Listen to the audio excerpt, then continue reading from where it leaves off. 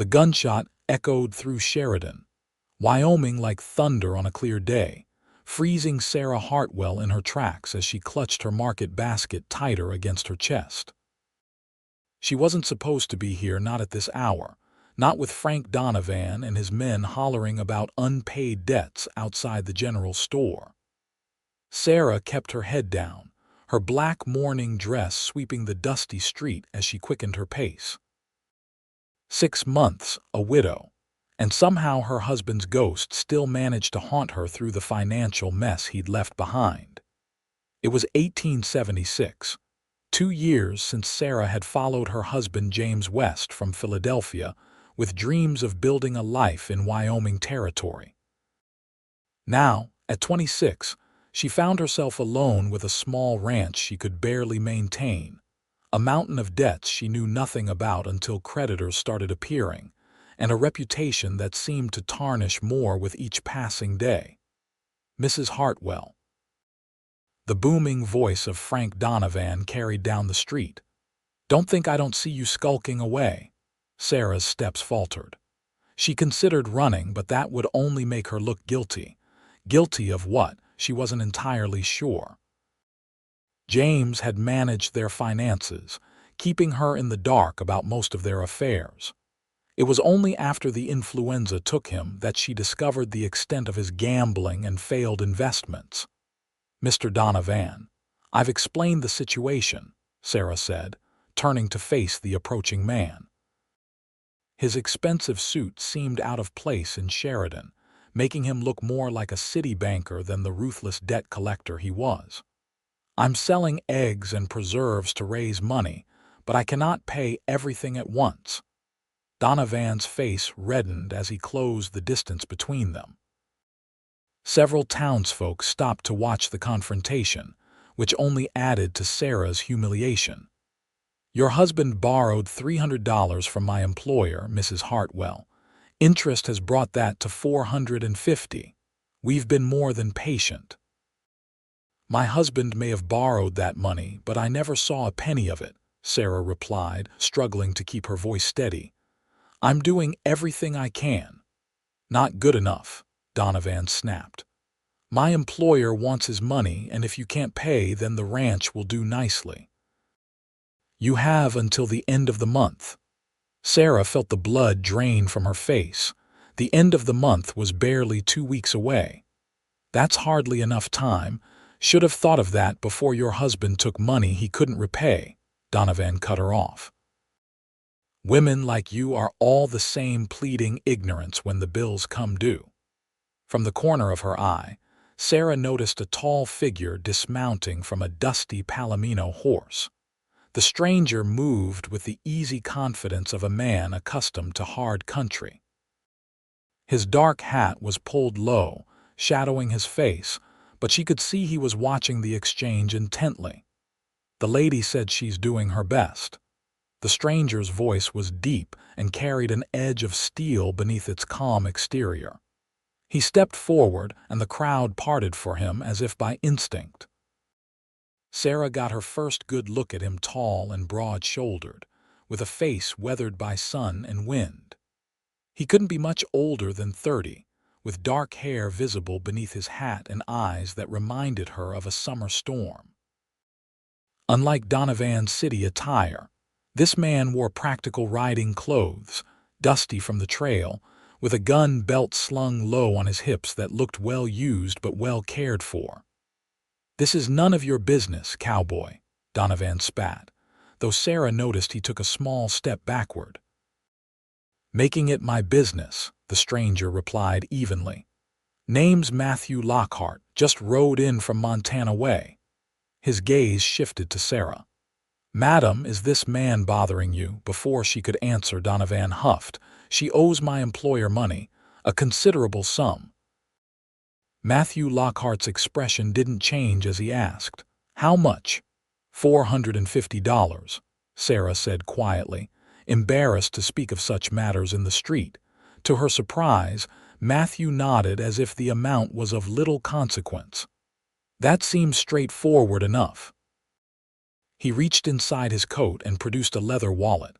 "I'll settle the debt." A murmur ran through the gathering crowd. Sarah stared in disbelief. "Sir, you can't, I don't even know you," she protested. Matthew ignored her, counting out bills and handing them to a dumbfounded Donovan. $450. I want a receipt showing the debt is paid in full. Donovan looked as though he might object, but something in Matthew's steady gaze made him reconsider. He pulled a small notebook from his pocket, scribbled something, and thrust it at Matthew. "This doesn't end here," Donovan muttered, but the threat in his voice had diminished considerably. Matthew pocketed the receipt and tipped his hat. "I believe it does. Good day to you, Mr. Donovan." As Donovan stalked away, Sarah found her voice. "Mr. Lockhart, I can't accept this." "It's too much already done," he said simply. "No need to discuss it further." He glanced around at the dispersing onlookers. "Though perhaps we should continue this conversation somewhere less public." Sarah nodded, still stunned by the stranger's intervention. "My wagon is just around the corner." As they walked, Sarah stole glances at her unexpected benefactor.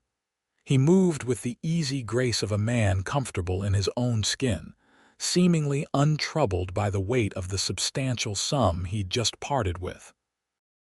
"Mr. Lockhart, I must insist on repaying you," Sarah said as they reached her modest wagon. "No need," he replied, helping her up onto the seat with a gentle hand. "Consider it a neighborly gesture." "We're not neighbors, Mr. Lockhart," Sarah pointed out. "You said yourself you're from Montana." A slight smile curved his mouth. "Was from Montana, looking to settle hereabouts now." Sarah watched as he untied his horse and mounted in one fluid motion. "Why would you help me? You don't know me." Matthew adjusted his hat against the afternoon sun.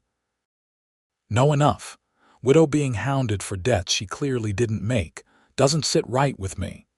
He nudged his horse alongside her wagon. "If you're amenable, I'd like to ride with you, ensure you get home safely." Sarah hesitated only briefly before nodding. Whatever this man's motives, he'd saved her ranch at least for now. The least she could do was accept his escort home. As they traveled the dusty road leading out of town, Sarah found herself explaining her situation, how James had died suddenly, leaving her with debts she knew nothing about, how the townsfolk had gradually turned against her when she couldn't pay what was owed. "It seems every week someone new appears claiming James borrowed money," she said bitterly. "Some I know are legitimate, others I'm not so certain, but they all look at me as if I'm trying to cheat them." Matthew listened quietly, occasionally asking a question but mostly letting her talk. It felt strangely liberating to speak openly after months of guarded conversations and suspicious glances. "What about family?" he asked as they turned onto the narrow track leading to her ranch. "No one to help," Sarah shook her head. "My parents passed years ago. I have a sister in Boston, but we've lost touch. James was all I had." The Hartwell ranch came into view, a modest house with a small barn and corral, nestled against the backdrop of distant mountains. It wasn't much, but it was all Sarah had left. "It's not what you're used to in Montana, I'm sure," she said, suddenly self-conscious of the peeling paint and sagging porch. "It's a good piece of land," Matthew observed, his gaze taking in the property. "Good water source, decent grazing." As they approached, Sarah noticed smoke rising from the chimney. "That's strange. I didn't leave a fire burning." Matthew's hand moved instinctively toward his holster but relaxed when the door opened and an elderly man stepped out. "Thomas," Sarah called, relieved. "You startled me."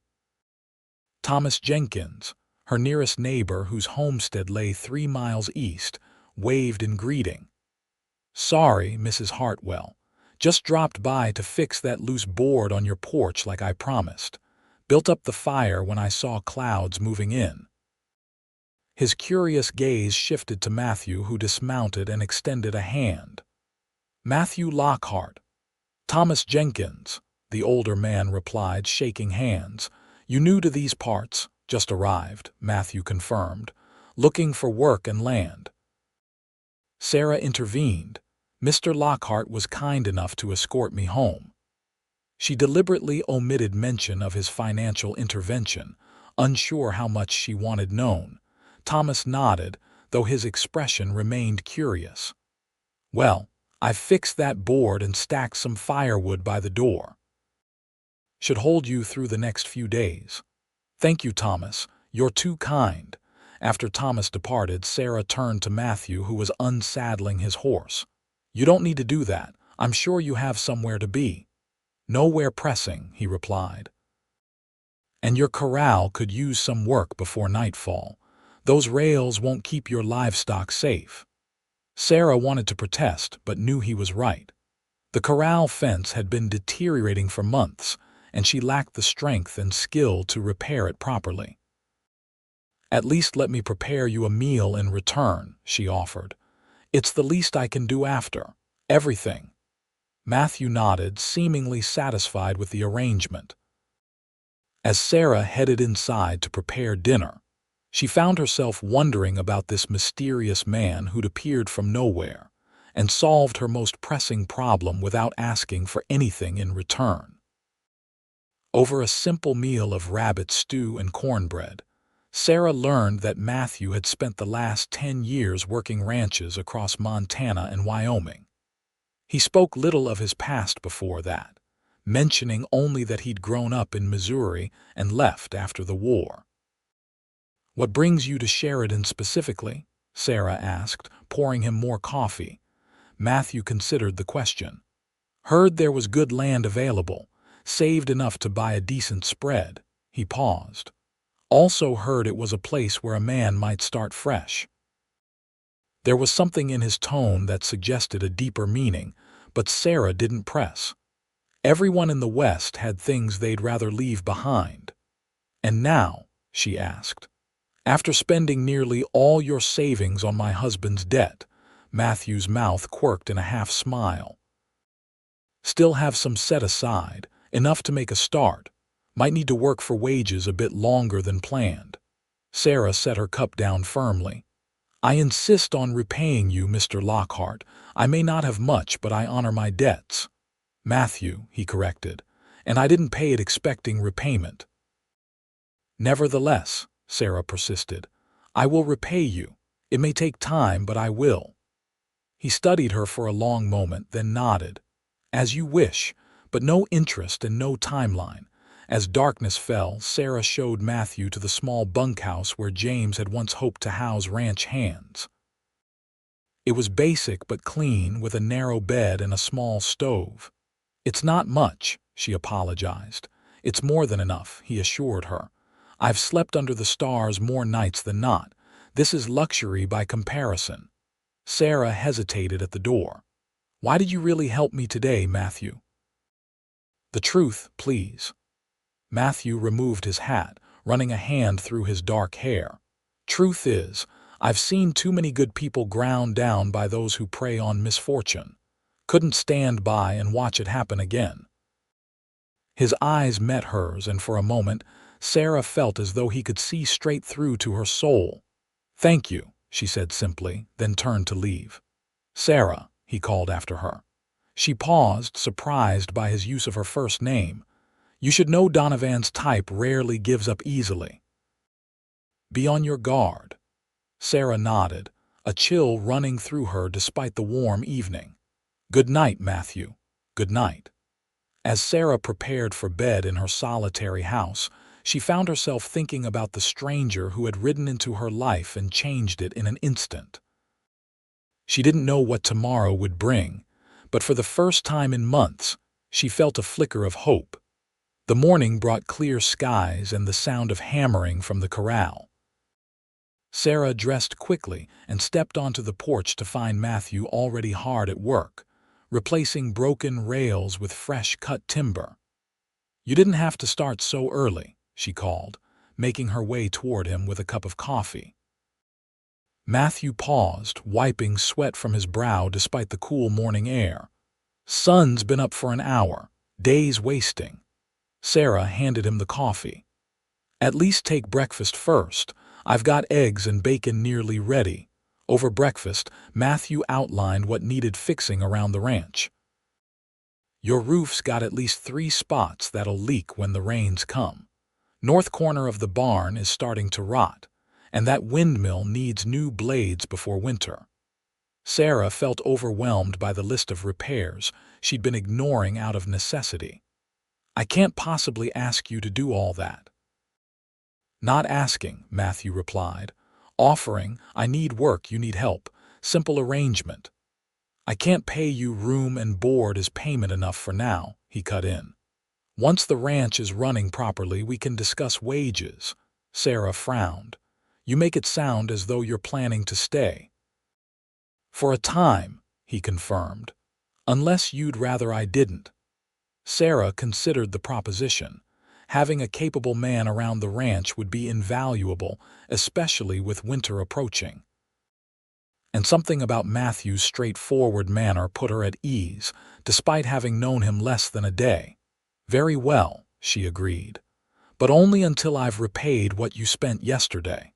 After that, proper wages or you move on." Matthew's lips twitched in what might have been amusement. "Yes, madam." Over the next 2 weeks, Sarah watched as Matthew methodically tackled the ranch's most pressing repairs.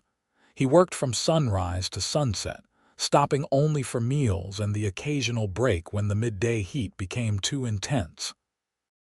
Word of the stranger staying at the Hartwell ranch spread quickly through Sheridan. Sarah noticed the curious glances and whispered conversations when she went to town for supplies. Some were merely intrigued, others openly disapproving of a widow living alone with an unmarried man. "Pay them no mind," Thomas Jenkins advised when he stopped by to check on them. "Folks will always talk. Better to have help in whispers than lose your ranch to neglect." Sarah appreciated the old man's support, especially as other neighbors had grown distant since James's death and her financial troubles began. Matthew, for his part, seemed unbothered by the gossip. He went about his work with quiet efficiency, speaking little but accomplishing much. Sarah found his silent presence oddly comforting after so many months of solitude. One evening, as they sat on the porch watching the sunset paint the distant mountains gold and crimson, Sarah finally asked the question that had been on her mind. "Who were you before Matthew?" "Before Montana and Wyoming." Matthew was silent for so long that Sarah thought he might not answer. Finally, he spoke, his voice low. "I fought for the Union. Too young, really lied about my age, saw things no boy should see." He paused, his gaze fixed on the horizon. "After the war, went home to find my family farm burned, parents gone. Drifted west, worked cattle, broke horses, learned to live with ghosts." Sarah understood then the shadows that sometimes crossed his face, the restlessness she occasionally glimpsed beneath his calm exterior. "I'm sorry," she said simply. Matthew nodded. "Long time ago now. What about you? How did a Philadelphia lady end up in Wyoming?" Sarah smiled wistfully. James was persuasive, painted a picture of wide open spaces and new beginnings. "I was 23, restless, tired of society's constraints." When he proposed marriage and a fresh start out west, it seemed like an adventure. And was it an adventure? Sarah considered the question. Parts of it. The journey west was difficult but exciting.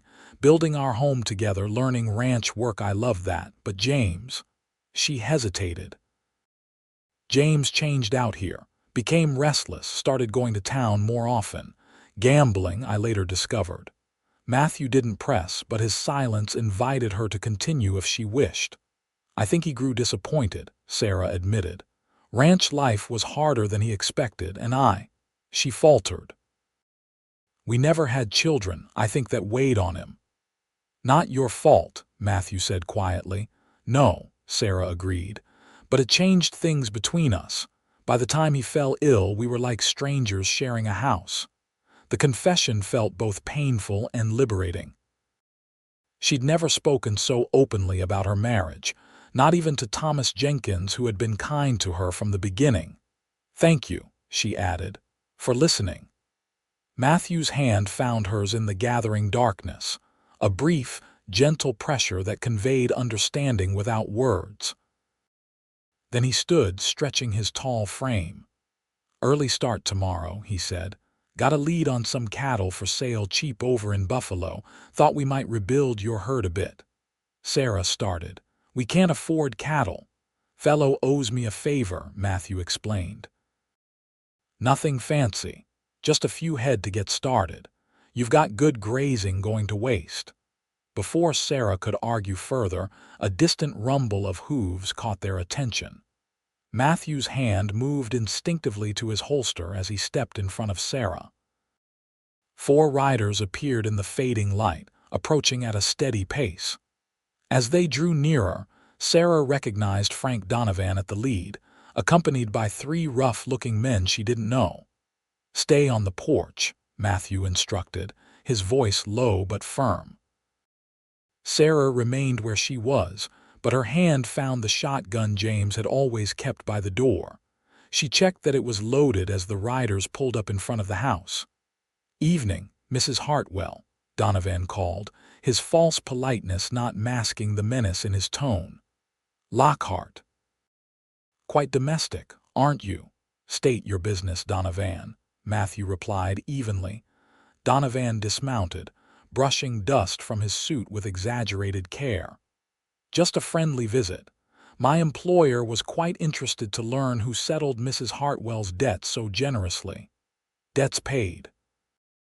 "Nothing more to discuss," Matthew said. Donovan's smile didn't reach his eyes.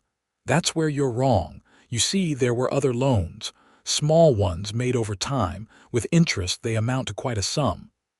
Sarah stepped forward despite Matthew's warning. "That's a lie." "You said the debt was settled." "The debt my employer knew about, yes. But it seems your late husband was quite the borrower, Mrs. Hartwell. Players at certain tables extend credit, you understand." "Gambling debts," Matthew stated flatly. "Not legally binding," Donovan shrugged. "Perhaps not in a proper court, but out here, people have their own ways of collecting what's owed." The 3 men with him shifted in their saddles, hands resting near their weapons. The threat was clear. "How much?" Matthew asked after a tense moment. "Another 500, Donovan replied smoothly. "Due immediately." Sarah gasped. It was an impossible sum, more than most ranches earned in a year. Matthew's expression remained impassive. "Provide proof of these debts. Names, dates, amounts. Then we'll discuss payment." Donovan's facade of civility slipped. "Don't play games, Lockhart. My employer wants his money or the ranch. Those are the only options." "Your employer," Matthew repeated. "Who might that be?" "Victor Blackwell doesn't like his name bandied about," Donovan snapped, then looked annoyed at his own indiscretion. Matthew's eyes narrowed slightly, and Sarah sensed this information meant something to him. "You have 1 week, Donovan continued, regaining his composure. "Payment or possession." He tipped his hat mockingly at Sarah. "Good evening, Mrs. Hartwell. Enjoy your protection while it lasts." As the riders departed, Sarah sagged against the porch railing. "This can't be happening. They can't just fabricate debts." Matthew's face was grim in the fading light. "They can if they have enough influence. And if this Blackwell is who I think he is, he has plenty." "You know him?" Matthew nodded. "By reputation, owns half of Montana's cattle country, been buying up ranches across the territories, sometimes legally, sometimes not." "Why would he want my small ranch?" Sarah asked, bewildered. "Location, most likely. You've got water rights and a good position, strategic for someone building an empire." Matthew's gaze followed the retreating riders. "This isn't about your husband's debts, Sarah. It never was." Sarah felt cold despite the warm evening. "What do we do?" Matthew turned to her, determination hardening his features. "We fight. But first, we need to understand exactly what we're fighting for. Tomorrow, we visit the land office. Sarah tossed restlessly that night, her mind racing with fears and questions. She'd thought Matthew's payment had ended her troubles, but instead, it seemed to have drawn the attention of someone far more dangerous than a mere debt collector. The next morning, they rode into Sheridan together. The land office was a small but well-maintained building near the center of town. Inside, they found a bespectacled clerk named Peterson who greeted Sarah with cautious politeness. "Mrs. Hartwell, how may I assist you today?" "I need to see the records for my property," Sarah explained. "All documentation regarding ownership and water rights." Peterson hesitated. "I'm not certain." "Public records, Mr. Peterson," Matthew interjected. "Mrs. Hartwell has every right to examine them." After some reluctance, Peterson produced a leather-bound ledger and several folded documents. Sarah and Matthew spent the next hour poring over the materials, with Matthew occasionally asking questions that revealed his knowledge of land law. "Your husband purchased the land outright 4 years ago," Matthew noted. 160 acres with water rights to Silver Creek. All properly recorded and taxes paid through last year. Sarah nodded. James was always meticulous about that, at least. "There's something else," Matthew said, frowning at a more recent entry. 3 months ago, someone filed a claim on the adjacent property to the north 400 acres bordering your water source. "Who?" Sarah asked, though she suspected the answer. "Frontier Development Company," Matthew read. "Corporate registration out of Helena, Montana." "Blackwell," Sarah whispered. Matthew nodded grimly. "Almost certainly. He'd use a company name for acquisitions, keeps his hands clean." "So he wants my land to complete his holdings," Sarah concluded. "The debt claims are just leverage." "Exactly," Matthew confirmed. "Without your property, his new acquisition has limited access to water. With it, he controls the entire watershed." As they left the land office, Sarah felt both clarity and dread. Understanding Blackwell's motives didn't make him any less dangerous. "We need legal help," Matthew said as they mounted their horses. "A good lawyer could challenge these fabricated debts." Sarah shook her head. "The only lawyer in Sheridan works for the mining companies, and I can't afford to bring someone in from Cheyenne." Matthew considered this.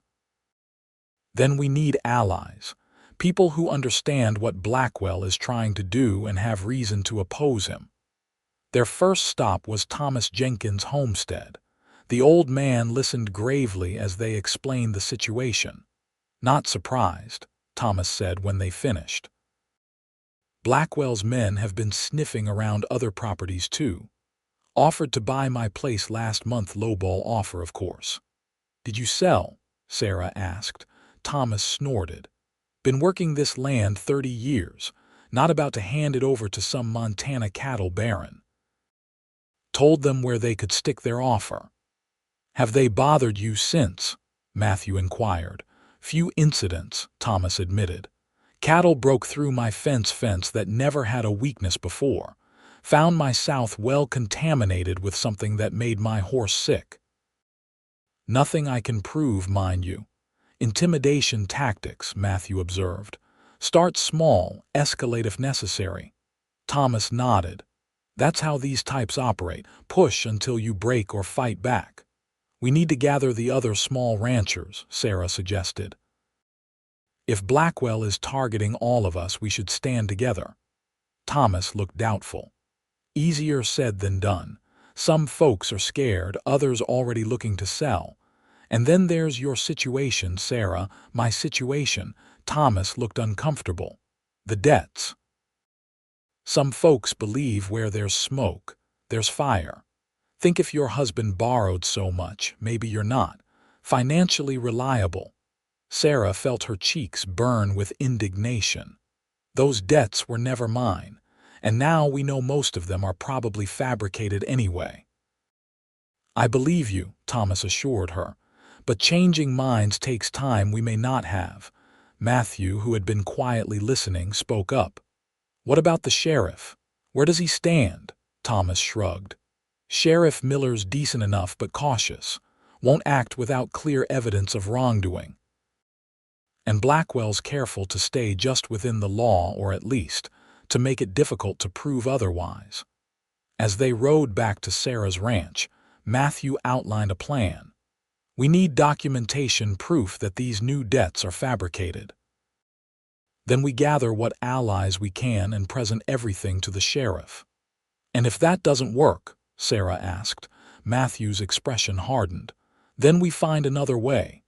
The next few days passed in a flurry of activity. Matthew rode to neighboring ranches, carefully feeling out potential allies while Sarah searched through James's papers for any documentation of legitimate debts.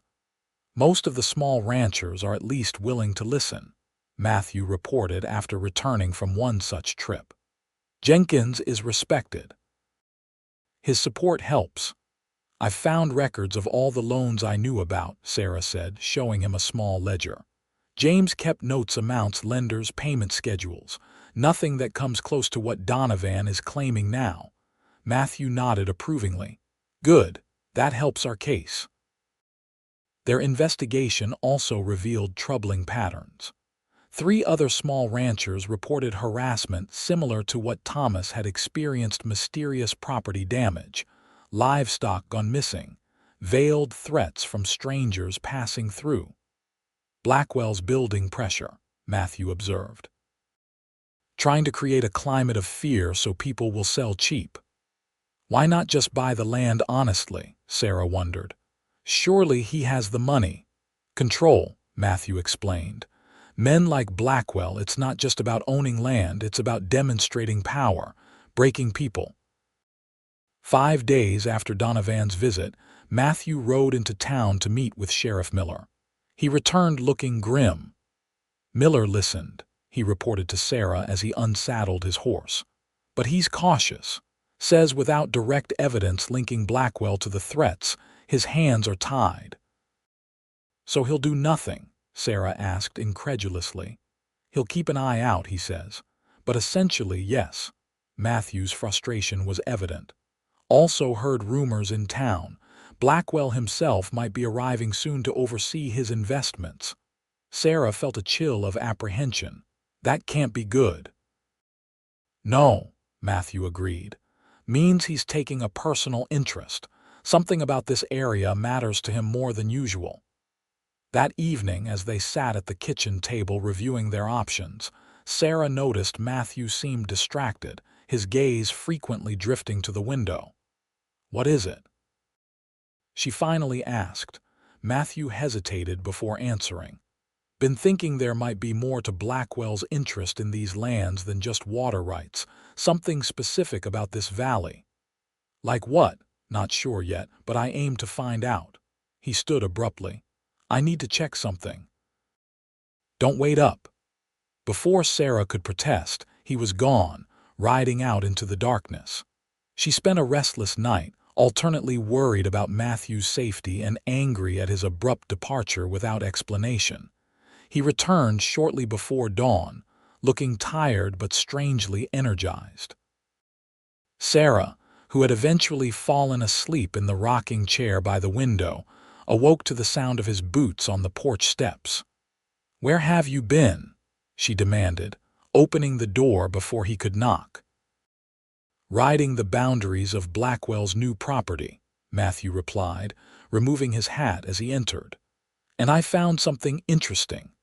Sarah put on coffee while Matthew spread a rough map on the table. "This is the land Blackwell acquired," he explained, indicating an area north of Sarah's property. "Supposedly purchased for grazing.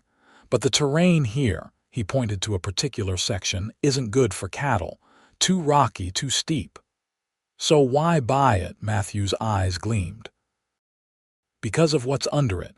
I found old mining stakes in a test pit, recently worked by the look of it." Sarah stared at him. "You think there's a mineral deposit?" "Almost certainly. probably silver given the rock formations. Matthew tapped another spot on the map, Sarah's property. And if the vein runs this way, as they often do, it would continue under my land, Sarah finished, understanding dawning. That's why he wants my ranch so badly. Matthew nodded. The water rights are valuable, yes, but a silver deposit, that's worth killing for in some men's eyes. This revelation changed everything. No wonder Blackwell was going to such lengths to acquire her property. If there was silver beneath it, its value could be many times what he'd pay even for legitimate debts. This is good news in a way, Sarah realized. If we can prove this, we have leverage. The sheriff would have to take notice. Exactly, Matthew agreed. But we need more than suspicions. We need proof of the mining activity and proof that Blackwell is behind the harassment. Their opportunity came sooner than expected. That afternoon, Thomas Jenkins arrived with news that Blackwell himself had been seen in Sheridan, staying at the town's finest hotel. He's called a meeting, Thomas reported. All landowners in the valley, tomorrow at noon in the meeting hall. Says he wants to discuss the region's future development. Sarah exchanged a glance with Matthew. Perfect timing. They spent the rest of the day preparing, gathering documents, writing down testimonies from neighboring ranchers who'd experienced harassment, and creating a comprehensive case to present to both Blackwell and the sheriff. That night, as they finalized their preparations, Sarah found herself watching Matthew as he worked. Over the past weeks, his presence had become a comfort she hadn't expected. He moved about her home with a quiet confidence that somehow made the space feel more secure, more like a home than it had even when James was alive. "Matthew," she said suddenly, "why did you really help me that day in town? The whole truth this time?" Matthew looked up, his expression unreadable in the lamplight. Then he sighed and set down his pen. "I recognized Donovan," he admitted. "Worked for Blackwell in Montana. Saw what happened to folks who couldn't pay their debts. Didn't sit right with me then, sits even less right now." "You knew Blackwell was behind it from the beginning," Sarah realized. "That's why you stayed." Matthew nodded. "Suspected, at least. Needed to be sure." He hesitated, then added more softly, "But that's not the only reason I stayed." The look in his eyes made Sarah's heart beat faster. There was something unspoken between them, something that had been growing amid the crisis and shared purpose. "Sarah," Matthew began, but was interrupted by the sound of approaching riders. Both of them tensed, Matthew moving swiftly to the window. "4 riders," he reported grimly. "Moving fast." Sarah grabbed her shotgun as Matthew checked his revolver. "Donovan?" she asked. "Can't tell yet, but seems likely." They moved to the porch just as the riders pulled up in the yard. It was indeed Donovan, accompanied by the same 3 men as before. "Evening visits becoming a habit, Donovan," Matthew called, his tone deceptively casual despite the tension evident in his stance. Donovan didn't bother with pretense this time. "Time's up, Lockhart. Mr. Blackwell requires an answer about the debt settlement." "Funny timing," Matthew replied. "We were just preparing to discuss that with Mr. Blackwell tomorrow. At the town meeting he called." This seemed to take Donovan by surprise. "Mr. Blackwell prefers to resolve this matter privately." "I'm sure he does," Sarah interjected, stepping forward with her shotgun held ready but not aimed. "Much easier to steal land without witnesses." Donovan's face darkened. "Watch your accusations, Mrs. Hartwell. Slander is a serious matter." "So is fraud," Matthew countered, "and claim jumping. And intimidation. All of which we have documentation for, ready to present to Sheriff Miller and every landowner in the valley tomorrow." One of Donovan's men shifted nervously. "Frank, maybe we should—" "Shut up," Donovan snapped. His hand moved toward his gun. "This ends tonight." "I wouldn't."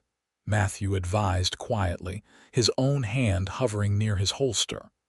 4 against 2 aren't odds I'd normally worry about, but the lady's a good shot. And the first man to draw will definitely die, even if you get us after. The standoff stretched for a tense moment, broken only when Sarah deliberately cocked the shotgun with an ominous click. Donovan's nerve broke first. "This isn't over," he snarled, yanking his horse around. "Blackwell will have this land one way or another." "We'll see him tomorrow," Matthew replied evenly, "in town, with witnesses." As the riders departed, Sarah let out a shaky breath. "That was close." Matthew nodded, his expression grim. "Too close. They'll be back with more men, most likely." "What do we do?" "We need to get our evidence to town tonight," Matthew decided. "It's not safe here anymore." They worked quickly, gathering the most crucial documents and packing them securely. Matthew insisted they take separate routes. He would ride directly to town with the evidence, while Sarah took a longer path to Thomas Jenkins' place, where she would be safer. "I don't like splitting up," Sarah protested. "If they come back in force, one of us needs to reach town with the proof," Matthew explained. "And if they're watching the main road—" Sarah understood the logic, even if she hated it. As they prepared to leave, Matthew pulled her aside. "Sarah, if anything happens—" he began. "Don't," she interrupted, suddenly afraid of what he might say or what might be left unsaid. "We'll both make it to town. We'll expose Blackwell tomorrow, then we can talk." Matthew studied her face for a long moment, then nodded. "Be careful," he said simply, and leaned forward to press a brief, gentle kiss to her forehead.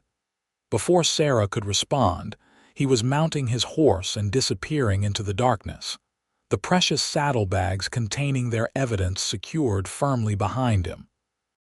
Sarah waited 15 minutes as agreed, then set out toward Thomas Jenkins' homestead by a circuitous route that would avoid the main roads. The night was clear but moonless, making navigation difficult but also providing cover from potential watchers. She was halfway to Thomas's place when she heard gunshots in the distance coming from the direction of town. Her heart seized with fear for Matthew, but she forced herself to stay focused. Getting captured wouldn't help him. When she finally reached Thomas's homestead, she found the old man already awake and armed, having also heard the distant gunfire.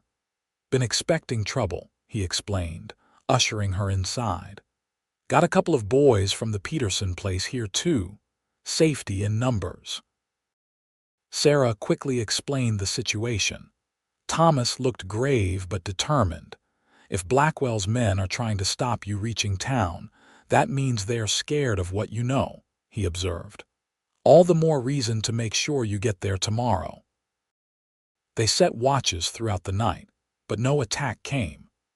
As dawn broke, Sarah's anxiety for Matthew had grown nearly unbearable. There had been no word, no messenger, nothing to indicate whether he'd reached town safely or fallen to Donovan's men. "We need to go," she insisted as Thomas prepared a simple breakfast. "The meeting's at noon, but we should get there early, find the sheriff." Thomas nodded agreement. "Peterson's boys will ride with us. Extra guns, just in case." They set out as soon as the sun cleared the horizon, 4 riders moving cautiously but purposefully toward Sheridan. Sarah scanned the landscape constantly, searching for any sign of Matthew or Donovan's men, but saw nothing unusual.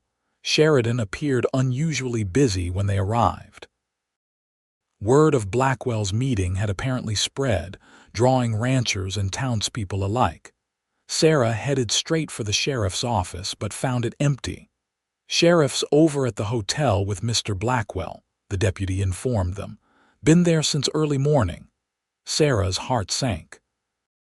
If Miller was already with Blackwell, it suggested the powerful cattleman might have influence over the lawman after all. "What about a man named Lockhart?" she asked urgently. "Matthew Lockhart, tall, dark hair, would have arrived last night or early this morning. The deputy shrugged. Haven't seen anyone by that description. Sarah's worry deepened. If Matthew hadn't reached the sheriff, where was he? And more importantly, where was their evidence? With time running short before the meeting, they decided to head directly to the town hall.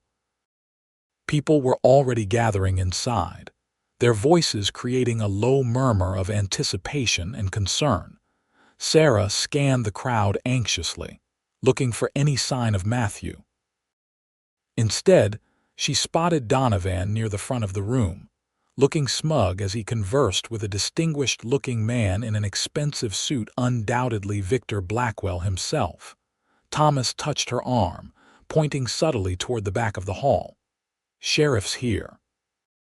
Sheriff Miller stood observing the proceedings, his expression neutral. Sarah made her way toward him, determined to make her case even without their carefully prepared evidence. "Sheriff Miller," she began, "I need to speak with you about Victor Blackwell and his business practices." Miller regarded her with a mixture of caution and what might have been sympathy. "Mrs. Hartwell, I've heard you've been having difficulties. Blackwell is using fraudulent debt claims to seize my property," Sarah stated bluntly. "And he's been intimidating other ranchers in the valley as well." Miller sighed. "Those are serious accusations. You have any proof?" "We had documentation," Sarah replied, her voice tightening. "Matthew Lockhart was bringing it to town last night, but he never arrived, did he?" A flicker of something concern perhaps crossed Miller's face. "No one's reported anything about a Matthew Lockhart to me." Before Sarah could respond, a hush fell over the room as Victor Blackwell stepped to the front and raised his hands for attention. "Ladies and gentlemen," he began, his voice cultured and authoritative, "thank you for joining me today. As many of you know, my company has acquired significant holdings in this beautiful valley, with plans for development that will benefit the entire region." Sarah listened with growing anger as Blackwell outlined his vision, a vision that conveniently required the consolidation of the remaining small ranches into his holdings. "Progress requires sacrifice," Blackwell continued smoothly. "But rest assured, my company offers fair compensation to those willing to look toward the future rather than cling to the past." "What about those who don't want to sell?" Thomas called out from beside Sarah. "Those whose land you try to take through other means." A murmur ran through the crowd. Blackwell's expression remained pleasant, though his eyes hardened. "I assure you, sir, my business practices are entirely above board. If you're referring to debt collection, that is simply the unfortunate reality of frontier economics. I didn't force anyone to borrow money they couldn't repay." "That's a lie," Sarah said, her voice carrying clearly through the hall. Heads turned toward her as she stepped forward. "Victor Blackwell is using fraudulent debt claims to seize properties he wants for mineral rights beneath them." Blackwell's smile grew tight. "Mrs. Hartwell, I understand you're upset about your situation, but spreading unfounded accusations—" "They're not unfounded," came a new voice from the entrance of the hall. "And I have the proof right here." Sarah whirled to see Matthew standing in the doorway, looking exhausted and bruised but very much alive.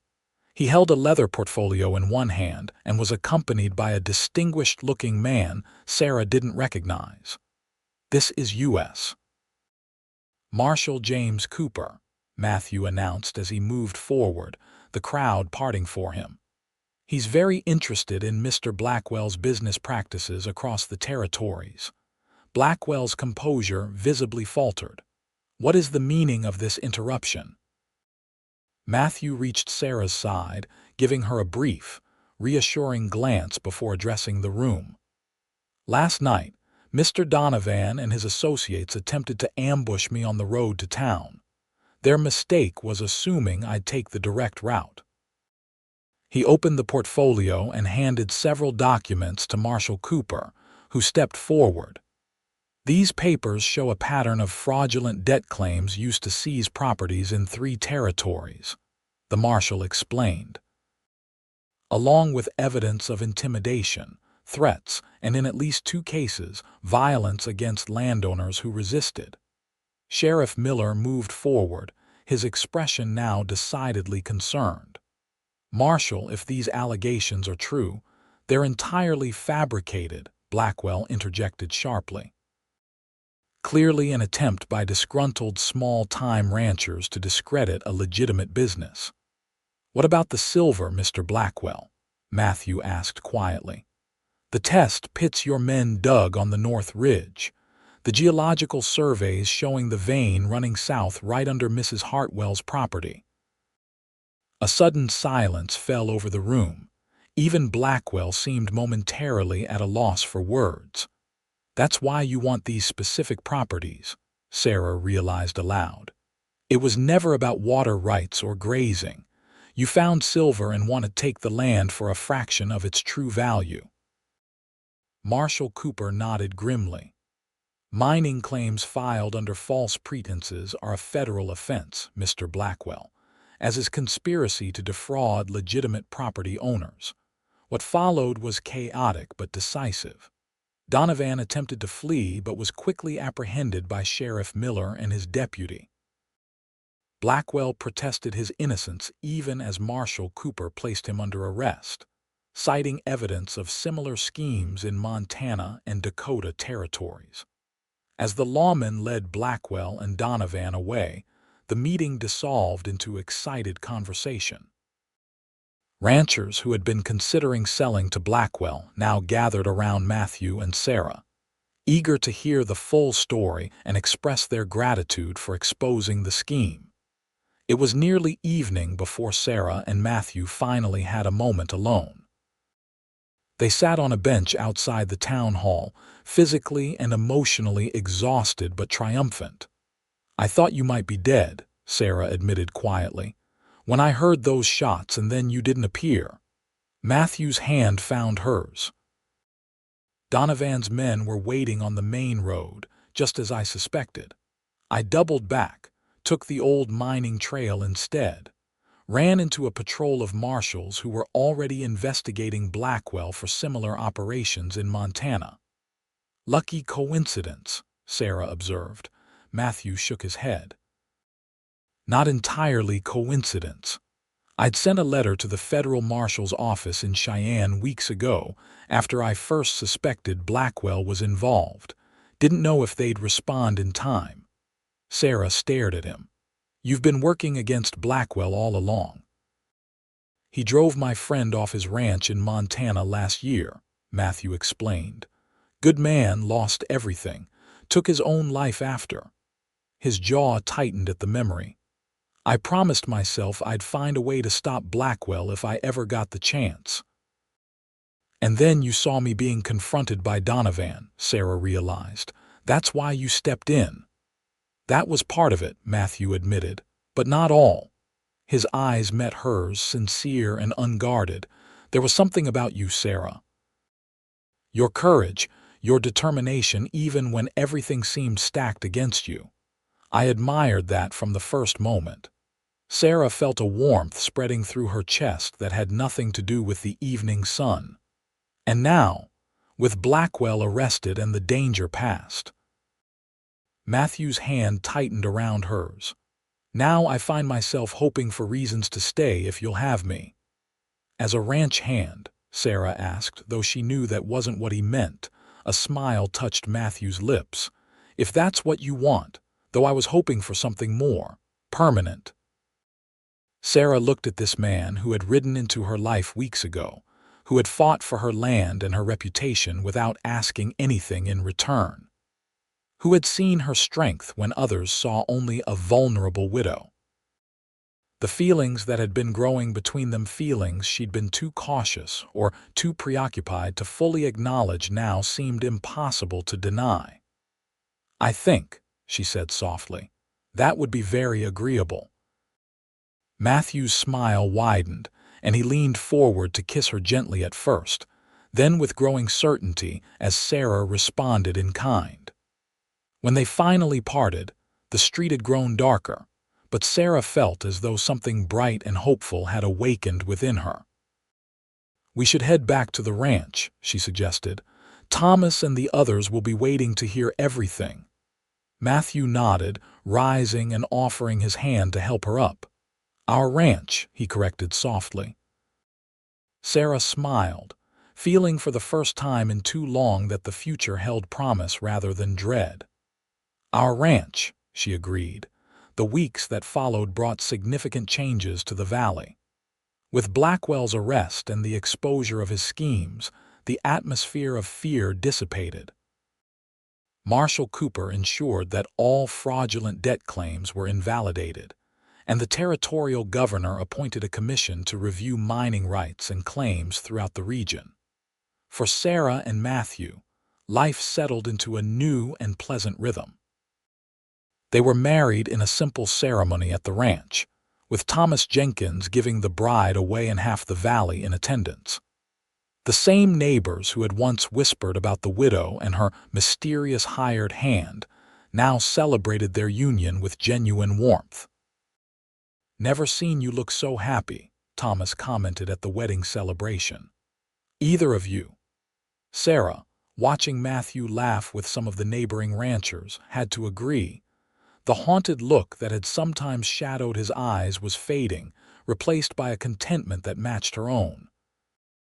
With Matthew's knowledge of ranching and Sarah's determination, the Hartwell now Lockhart ranch began to thrive. They used some of the settlement money from Blackwell's seized assets to purchase a small herd of quality cattle and make improvements to the property. The silver vein that had prompted Blackwell's schemes did indeed run beneath their land, though not in quantities that would support a major mining operation. Still, it provided enough supplemental income to help them through the difficult seasons and allow them to help neighbors when needed. One year after Matthew had first ridden into Sheridan and paid a debt that wasn't his, Sarah sat on their porch watching the sunset paint the distant mountains gold. Matthew joined her, carrying their infant son James Thomas Lockhart, born 3 months earlier. "Thinking about something?" Matthew asked, noticing her contemplative expression. Sarah smiled, taking the baby from him and settling the child against her shoulder. "Just remembering the day we met, how desperate everything seemed then." Matthew nodded, his hand finding hers as he sat beside her. "Strange how things work out. If Donovan hadn't been harassing you that day. If you hadn't decided to interfere in a stranger's troubles." "Best decision I ever made," Matthew said simply. "Though I think I knew even then that you weren't a woman who needed rescuing. Just someone who deserved a fair chance." Sarah leaned against him, their son sleeping peacefully between them. "We rescued each other, I think." As the last light faded from the sky, Sarah reflected on the journey that had brought them here from a widow unfairly blamed for debts she never made to a woman who had found not just security but genuine happiness. And from a cowboy who had paid those debts, asking nothing in return to a man who had received far more than he'd ever expected. The ranch that had once been a symbol of James's failed dreams and Sarah's isolation now represented something entirely different, a home built on honesty, mutual respect, and love that had grown naturally from the most unexpected of beginnings.